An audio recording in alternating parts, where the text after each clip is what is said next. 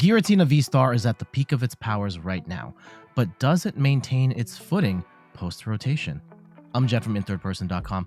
Make sure to like the video, subscribe to the channel, and let's look at what Giratina VSTAR is going to look like post-rotation with some tier lists and deck lists from Japan. Before we get to the nitty-gritty, let me just set up how the Giratina VSTAR deck works. It is a Lost Zone deck where we're trying to get cards into the Lost Zone where we can't recover them back from the discard pile, but in exchange, we get to power up our cards in different ways. So using cards like Comfey, Colress's Experiment, and Lost Vacuum, we throw cards into the Lost Zone, which then can trigger abilities and effects of attacks like Cramorant, Spit Innocently, and Sableye, Lost Mine. Cramorant is great for attacking at the beginning of the game, Sableye is great for attacking at the end of the game. And in the middle, with 7 cards in the Lost Zone, we unlock the ability to use Mirage Gates, where we can power up Giratina and any other attackers with a whole bunch of energy. The million-dollar question, does it survive rotation? Technically, yes, it is still okay. Shoutouts to OmniPoke for this graphic, which I admit is a little old at this point. I've already seen some shifts in the meta since this graphic. It is based on a championship point system that OmniPoke came up with across all of the tournaments up to this point, which was the middle of February. And Giratina's doing okay. It's in their C tier. It has kind of fallen behind certain other decks like a Charizard. Even Arceus Giratina has surpassed it at this point. I think for context, some of the cards that it loses does hurt the deck's consistency and has allowed some of these other decks to creep a little higher up in the meta. Here's a look at the latest tier list from Pokekabook. Shoutouts to them for this information. I believe this is MetaShare, and they update this every week. So actually on the last week's chart, Giratina was not on this list at all. So it's actually on the way up a little bit. It has worked its way into the B tier. I mean, towards the lower end of the B tier, but still here. When I did look for deck lists, I did find there were a couple of Giratina winning deck lists as well. So you definitely have the capability to win everything, but it's harder to do post-rotation. And here's a look at the first post-rotation Champions League results from Japan, and a Lost Zone Giratina player, Ryuki Okada, got 11th place with their particular build, which we're going to look at in this video. We've already touched on some of these cards, but just a quick summary of the big losses that Giratina gets. Battle VIP Pass kind of sucks. It only works on the first turn, but being able to bench any 2 basic Pokemon was amazing. Now we're going to have to find other ways of getting our big basics on the board, like Giratina V, Cramorant, and Greninja. Path to the Peak is a huge loss for the deck, stopping ability-based rule blocks decks from being able to run wild, and now we don't have that, and they're kind of running wild again. Escape Rope was a switch option that the deck no longer has. There are other switch options, and I've actually found, based on the deck list, that we're running fewer switch cards than ever, so this may not be that big of a deal. And then Avery was a situational tech that started ending up in Giratina lists lately, kind of to get rid of the Manaphy and the Jirachi off the board, or just generally disrupt your opponents. This one's rotating out as well. Giratina does gain a few new cards, including Buddy Poffin, Prime Catcher, and Emergency Board. Buddy Poffin searches your deck for 2 basic Pokemon with 70 HP or less and puts them onto your bench, then shuffle your deck. This is great for getting stuff out like Comfey and Manaphy and stuff like that, those smaller Pokemon, but it's not going to get you Greninja or Giratina, so that part is kind of unfortunate. Prime Catcher is essentially cross-switcher as a single item. Now, it is an A-Spec card. We can only use it once, but it lets you switch your opponent's bench Pokemon into the active, and you switch one of your Pokemon from the bench into the active. You can use this as a pseudo boss's orders, but you could also use this just to get your Comfey back into the active with more flower selecting. It's a little more valuable in the deck because of that. Emergency Board lowers your retreat cost by 1, making retreat on a Comfey free. So we can afford to run fewer switch cards because we can attach this tool to our Comfeys and get multiple retreats out of it. Now let's go look at some lists. This first one I chose because it is the most vanilla of the bunch. There are no tech Pokemon in here, which the other lists have. And on top of that, this first list, we're going to look at this in a little more detail, and as we move on, we'll be looking at more of just the differences rather than breaking down each card over and over again. So this one, we'll start with the Pokemon. We have a 4-3 line of Giratina. I don't think that's going to stick once we get the Temporal Forces cards. I think 3/3 is fine. And then we have the usual assortment of Pokemon in a Lost Box deck. Colress's Experiment is here, of course, with a maximum amount of 4 so that we can get cards into our hand and into the Lost Zone. Interesting note here, disruption cards. We have 2 copies of Iono and 1 Roxanne. And right now, I think Giratina is playing 1, maybe 2 disruption cards. And many of the lists I saw have 3 now, whether they split 2-1 Iono or 2-1 Roxanne. Choice is yours, but there's more disruption cards than I've normally seen in this list. Lots of gusting in this deck between 2 copies of Boss's Orders, 1 Counter Catcher, and 1 Prime Catcher, one of the new cards in the set. Pokemon Search is a little different because of the loss of Battle VIP Pass. We're now running a heavy count of Nest Ball, which can get us our Comphase and our Sableye, but also get us our big Pokemon such as Giratina and Radiant Greninja. And we have only 2 Buddy Poffins to try and get the Comphase down. We have our usual assortment of Mirage Gates. We have only a couple of Switch cards here, only 2 Switch card and 1 Switch, which I find kind of odd. We do have some other ways of moving in and out of the active, such as 4 Jet Energy and Prime Catcher, and the actually no emergency board in this list, which is a little odd. So I do have some concerns about pivoting with this list, but a lot of the lists are running even fewer Switch cards than we see pre-rotation.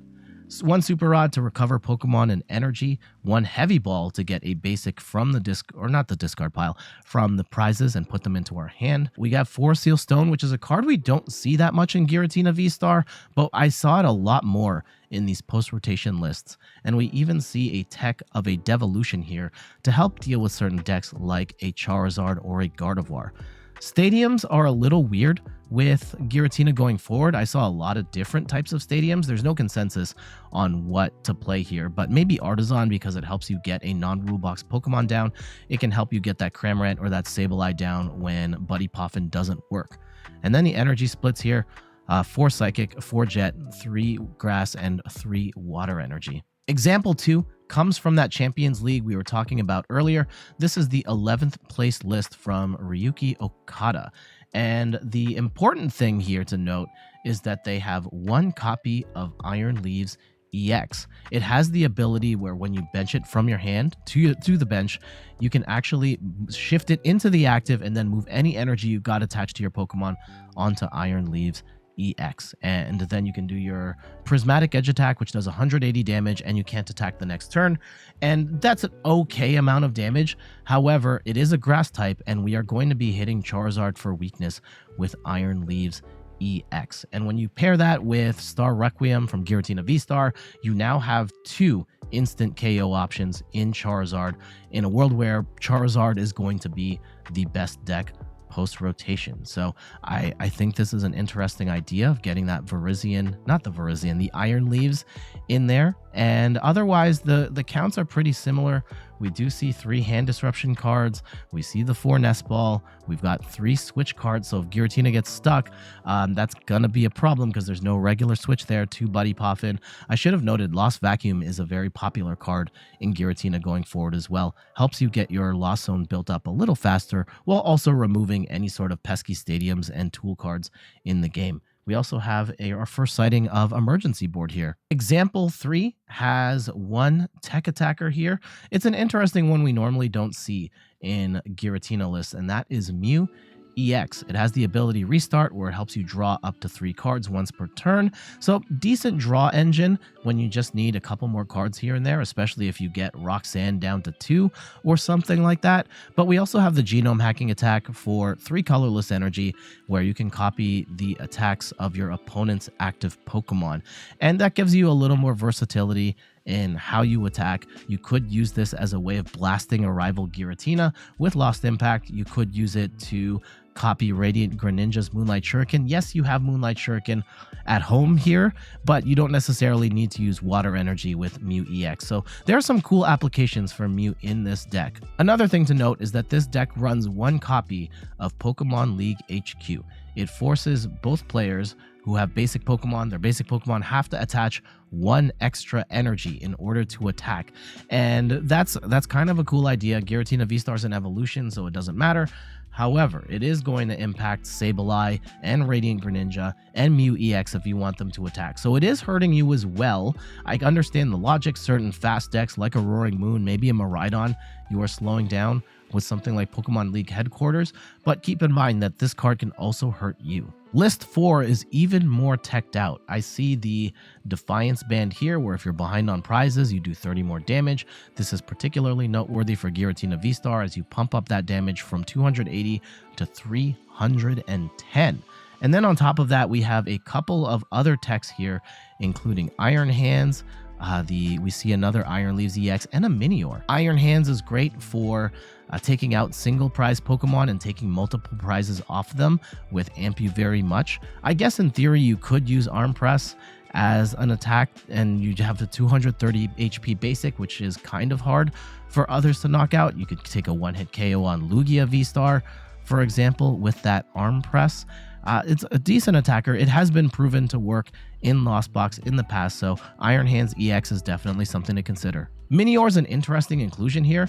It's oftentimes teched into decks as a counter to Snorlax Stall because Gravitational Tackle can one-shot a Snorlax, and it gets around trapping Pokemon in the active because of its far-flying Meteor ability, where when you attach energy to it, you can move it from the bench to the active. However, feels very situational, especially when Giratina kind of has an okay matchup into Snorlax to begin with. However, you do get the opportunity to tech for Snorlax, and it could be a way of pivoting Giratina VSTAR out of the active, where you do the far-flying Meteor ability to get Minior in the active, and then you treat Minior into something else. It's a little bit of a convoluted switch solution, but it could be used for that as well. Example 5 is a little more sneaky than I gave it credit for initially. In particular, I saw this card and was like, what the heck? And it's Salvatore from Temporal Forces, where you get to search your deck for a Pokemon, accept any Pokemon with abilities that evolve from one of your Pokemon in play, and put it on that Pokemon to evolve it. Then shuffle your deck. The reason you would want Salvatore in a Giratina VSTAR deck is that one of the biggest dangers of Giratina VSTAR is you go second, you put Giratina V down, and then you just get bossed up and the Giratina gets blasted, and now you're screwed.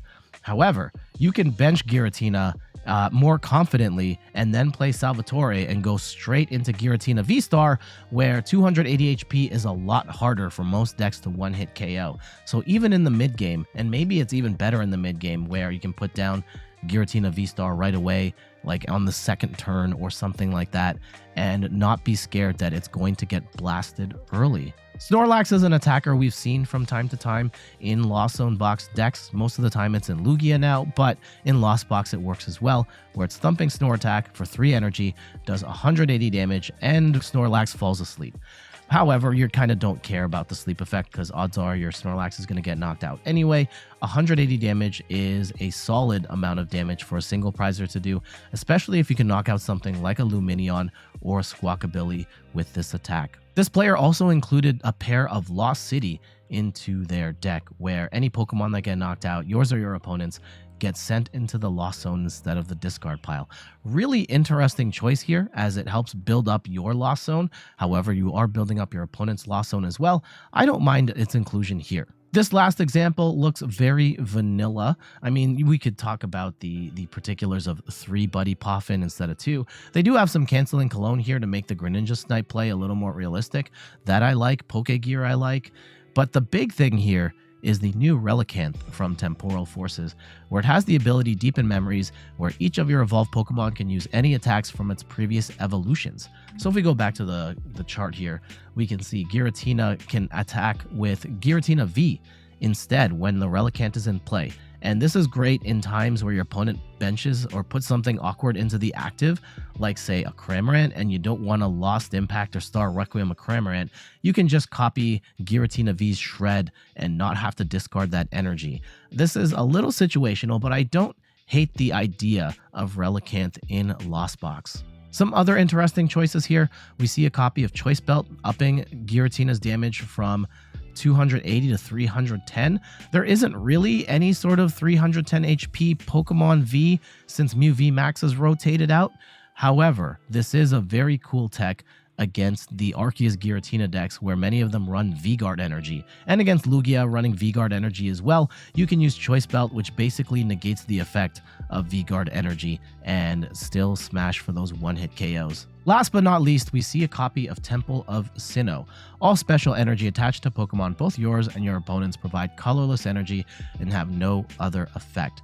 While this might be helpful in the Lugia matchup, for example, keep in mind that this shuts off your Jet energies as well. So make sure you don't need the Jet energy to launch anything into the active while Temple of Sinnoh is out. There we go. That is a look at Giratina VSTAR. It definitely has lost a step or two, but it's still very much a playable deck, a strong deck that when it's running hot can take out anything in the game. But what say you? Are you still going to play Giratina VSTAR? What sort of tech attackers are you going to put in your deck? Let me know in the comments below. But for now, I got to get going. Thank you so much for watching. You can find me on all the things: YouTube, TikTok, Twitter, and Instagram at @InThirdPerson. If you enjoy this series of post-rotation videos, we have a ton on the channel. We've covered Miraidon, Gardevoir, Charizard, Chien-Pao, Goldengo, and we've got more coming up all the way up to rotation in March/April. So definitely stick around and watch the channel for more of those.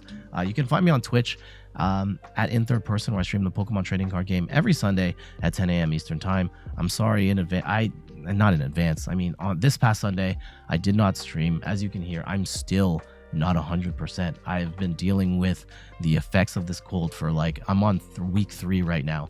I think I'm nearing the end of it, but it has been a tough few weeks dealing with this. So fingers crossed that I can recover from this soon and get back to the stream.